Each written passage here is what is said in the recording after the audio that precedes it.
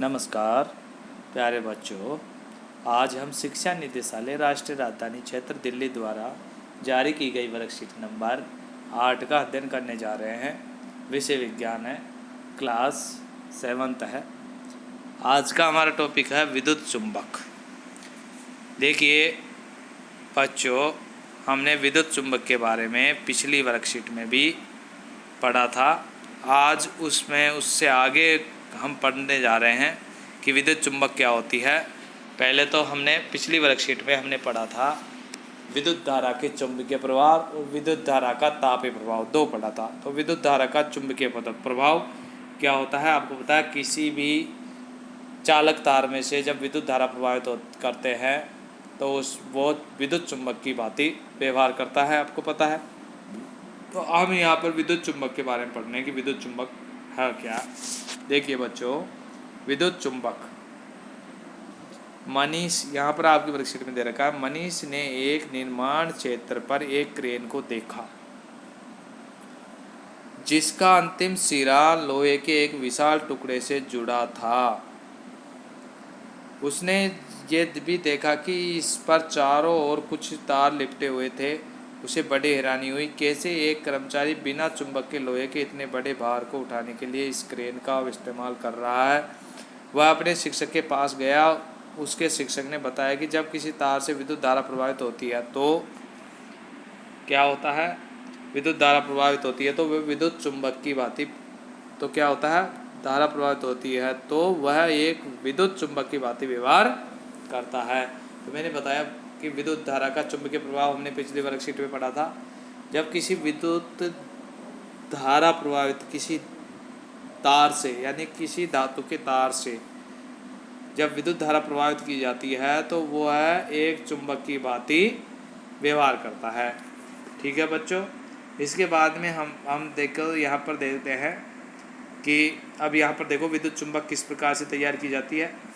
आपको यहाँ पर दिखाई दे रहा है ये जो डायग्राम दिखाई दे रहा है ना, ये यहाँ पर ये क्या है, इस जगह पर सेल बैटरी या कुछ भी मान लो, सेल बैटरी है और ये कुंजी है। ये क्या है, कुंजी है। कुंजी यहाँ पर क्या स्विच ऑन ऑफ के लिए है। और ये एक लोहे की कील है। लोहे की कील के ऊपर यहाँ पर ये तार लिपटा हुआ है।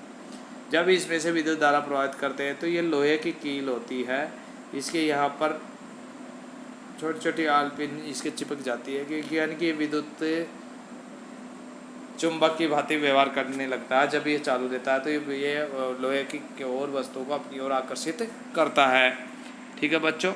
अब देखिए अब यहाँ पर देखिए लोहे के किसी टुकड़े पर विद्युत रोधी तार से लिपटी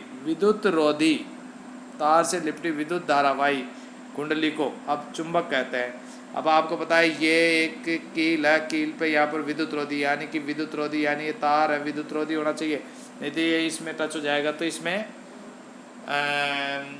फाल्ट हो जाएगा ये। इस वजह से विद्युत रोधी तार से लिपटा हुआ होना चाहिए इस कील के ऊपर।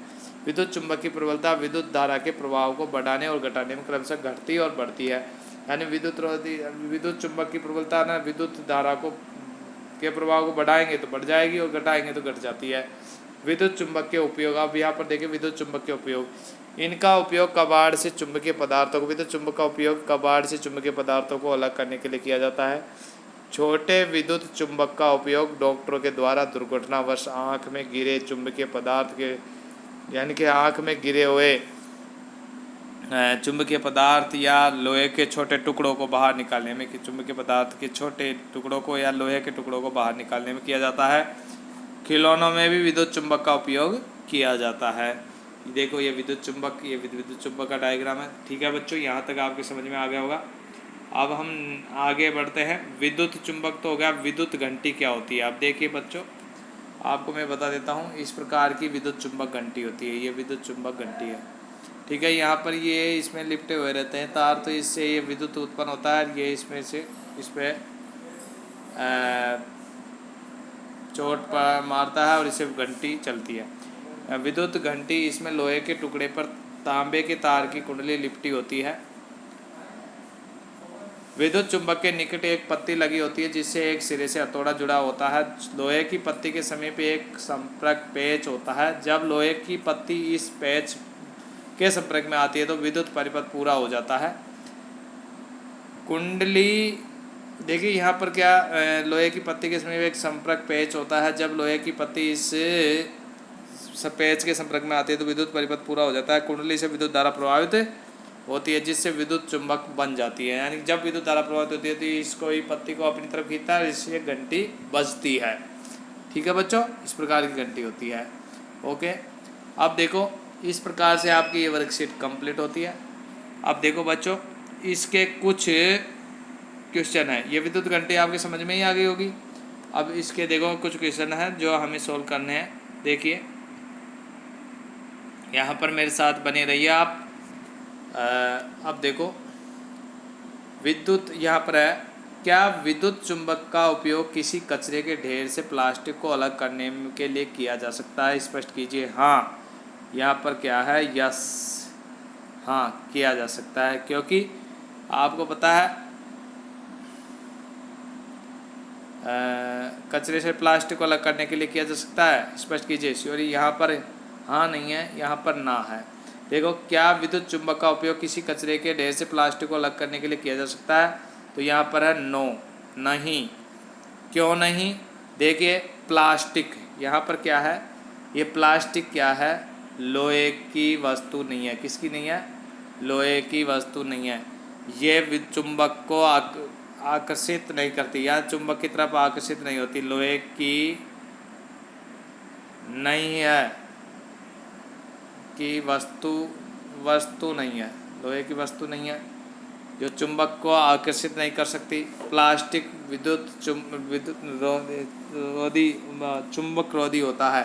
प्लास्टिक यानी कचरे से प्लास्टिक को अलग करने के लिए विद्युत चुंबक का उपयोग है, क्योंकि नहीं किया जा सकता, क्योंकि प्लास्टिक चुंबक रोधी होता है। चुंबक रोधी होता है, यानी कि प्लास्टिक चुंबक की ओर आकर्षित नहीं होता। तो यहाँ पर क्या है? नहीं। अब नहीं का आपको पता है, क्योंकि प्लास्टिक रोधी होता है, चुंबक रोधी होता है, ये प्लास्टिक को अपनी ओर आकर्षित नहीं कर सकता। इस वजह से प्लास्टिक को अलग नहीं कर सकते। किससे? कचरे के ढेर से। ओके, ये आपका फर्स्ट क्वेश्चन कंप्लीट होता है। इसके बाद में आपका देखिए सेकंड क्वेश्चन है, विद्युत धारा का प्रभाव बंद करने पर विद्युत चुंबक पर क्या प्रभाव पड़ेगा? विद्युत चुंबक प्रभाव भी नष्ट हो जाएगा,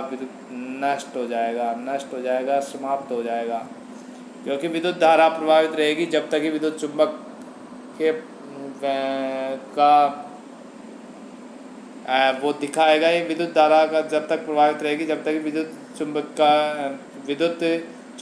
चुंबक का गुण दर्शाएगी। यदि विद्युत धारा जैसे ही बंद होती है तो ये भी जो चुंबक है वो चुंबकीय गुण को खो देती है।